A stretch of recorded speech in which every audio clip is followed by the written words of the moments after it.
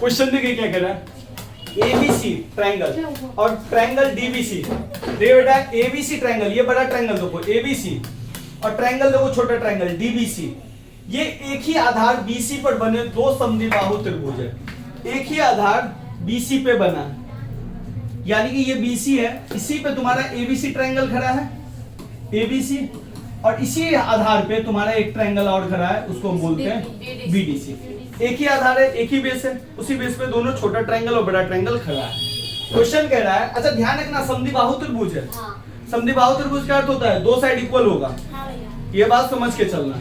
Question कह रहा है कि ए और डी भुजा बीसी के एक ही ओर स्थित है।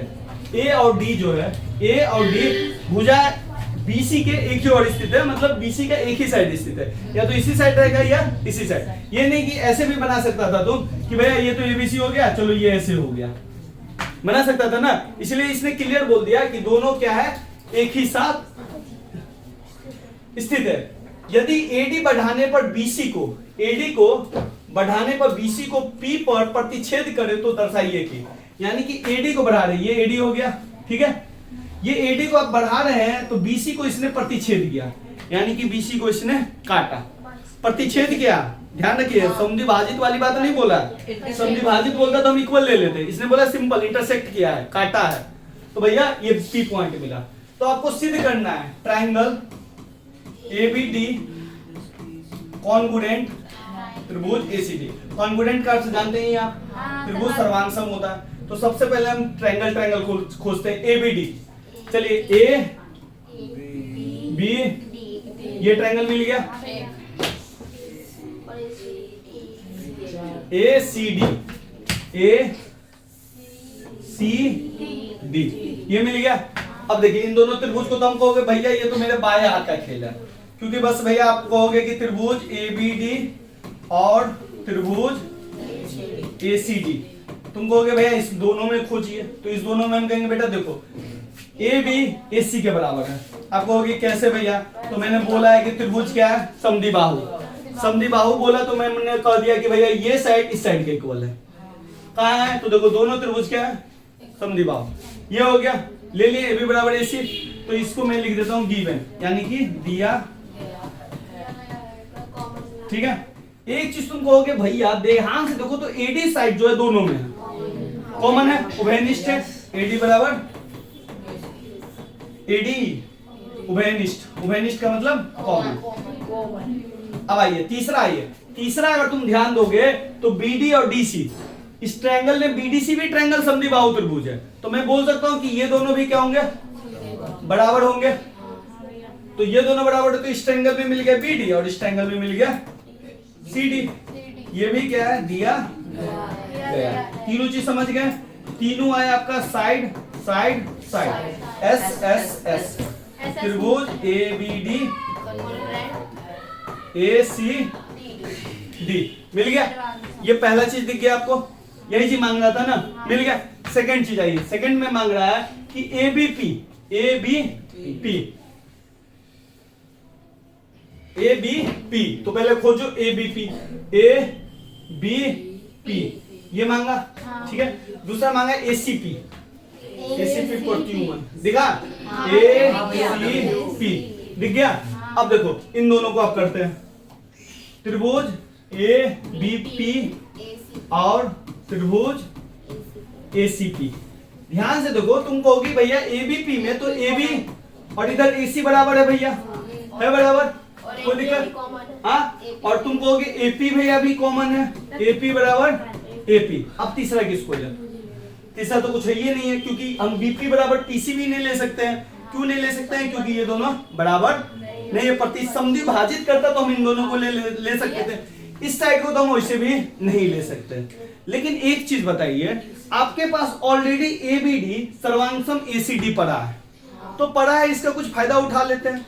फायदा कैसे उठाते हैं कि एबीडी और एसीडी, ए बी डी और क्या है ए सी डी। अच्छा पहले बताओ तो इसका हम सर्वांगसम में फायदा क्या उठाएंगे,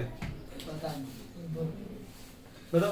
दोनों एंगल ले सकते हैं, एंगल बी और एंगल सी, एंगल बी और angle C half half angle, हाँ ये तो लड़का सही बोल दिया। CBCD का बहुत बढ़िया। देखिए इसका मतलब हुआ कि इस ट्रायंगल में ABD, ध्यान दो, इस ट्रायंगल में ABD और ACD, इस ट्रायंगल में देखो ये वाला है, ये जो छोटा छोटा हम लिए थे, यहाँ से यहाँ और यहाँ से, तो ये दोनों त्रिभुज अगर सर्वांगसम है तो इसका मतलब ये हुआ कि ये जो एंगल है इस एंगल के बराबर है।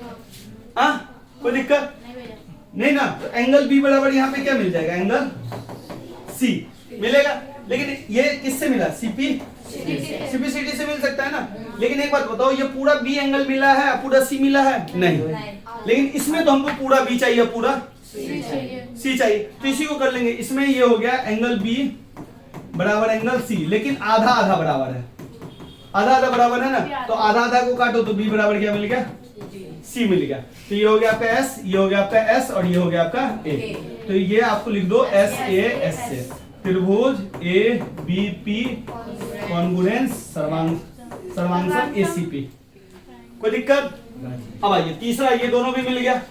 अब आइए तीसरा, थोड़ा सा कलर चेंज कर लेते हैं, हल्का कलर है। AP कोण A और कोण D दोनों को समद्विभाजित करता है। AP कोण A को भी समद्विभाजित कर रहा है। AP कहाँ है भैया, ये जो है ये कह रहा है कि भैया ये जो है ना ABC, यहाँ पे D है बना हुआ, ठीक है, तो ये कह रहा है इसको भी समद्विभाजित कर रहा है। समद्विभाजित का मतलब दो हिस्सों में बांट रहा है, और D से गुजर रहा है तो इसको भी दो हिस्सों में बराबर कर रहा है। अब सोचो अगर मैं ABC ट्रायंगल और APC ट्रायंगल को, ये P ही है ना रे, हाँ, मैंने ABP ट्रायंगल को और APC ट्रायंगल, इस साइड वाले ट्रायंगल को इस साइड वाले ट्रायंगल को अभी अभी मैंने सर्वांगसम किया, तो अभी अभी जब मैंने सर्वांगसम किया तो अभी अभी मैं कहूंगा कि भैया ये बराबर ये होगा कि नहीं होगा, होगा। तो यानी कि मैं CPCT से लिख सकता हूं एंगल BAP, मैं सीधे नीचे इसको मैं भूल जा रहा हूं, ठीक है, और क्या लिख सकता हूं, CAP लिख सकता हूं कि नहीं लिख सकता? अब देखिए मैंने आपको बताया था कि समद्विभाजित का अर्थ होता है कि जब एंगल समद्विभाजित होगा तो दो हिस्सों में बटेगा, बराबर हिस्सों में, और जब दो बराबर हिस्सों में बटेगा तो एंगल समद्विभाजित, तो A का समद्विभाजक, समद्विभाजक लिख सकते हैं। उल्टा हम ले लिए इस बार, ठीक है। देखिए ध्यान दीजिए, मैंने बताया हुआ था कि बेटा मान लो कि ये एंगल A है, ये A है, ये B है और ये C है, ये एंगल A है, कोई लाइन इसको समद्विभाजित करती है और ये लाइन O है, तो ये हमने कंप्लीट किया कि इसने इसको समद्विभाजित किया, तो हम क्या बोलेंगे, CAO बराबर BAO, यही बोलेंगे ना। इसने इसको समद्विभाजित किया तो ये बोलेंगे। तो भैया हम ये भी तो बोल सकते हैं कि भैया ये है, ये बराबर ये, तो हम बोलेंगे कि इसने A को समद्विभाजित किया। तो यहीं पे A को समद्विभाजित किसने किया, AP ने। AP A का समद्विभाजक है, क्लियर है, समझे, वाइस वर्सा ले लिया। AP रेखाखंड BC का, अच्छा जिस तरह से A को समद्विभाजित किया उसी तरह ध्यान से देखो D को भी समद्विभाजित किया, समझे। अब आइए लास्ट, AP रेखाखंड BC का लंब समद्विभाजक है। ये जो कह रहा है, ये क्वेश्चन फिर से क्या कह रहा है, देखो ABC, ये जो इस पे गया है ना, ये कह रहा है इसका समद्विभाजक है। समद्विभाजक का अर्थ हुआ बराबर बांटा है, और क्या है, लंब समद्विभाजक। जब मैंने इस ट्रायंगल को अभी सर्वांगसम किया, इसी को सर्वांगसम किया, तो अभी मैंने ये एंगल बराबर ये एंगल लिया और ये बराबर ये आया, तभी हमने बोला कि भैया AP ने इन दोनों को A को समद्विभाजित किया। इसी तरह कोण समद्विभाजित होता है तो भुजा भी तो समद्विभाजित होती है, मैंने बताया था ना। तो भैया ये जो गया होगा तो हम ये लिख सकते हैं BP बराबर PC, तो हम यहीं पे लिख देंगे BP बराबर PC। अब BP बराबर PC तभी होगा जब AP समद्विभाजक होगा कि नहीं होगा, समद्विभाजक होगा। क्या दिक्कत, कोई दिक्कत? अब ये समद्विभाजक हो गया, लेकिन एक चीज उसने एक और चीज बोल दी, क्या बोल दिया कि ये जो है ना लंब समद्विभाजक है।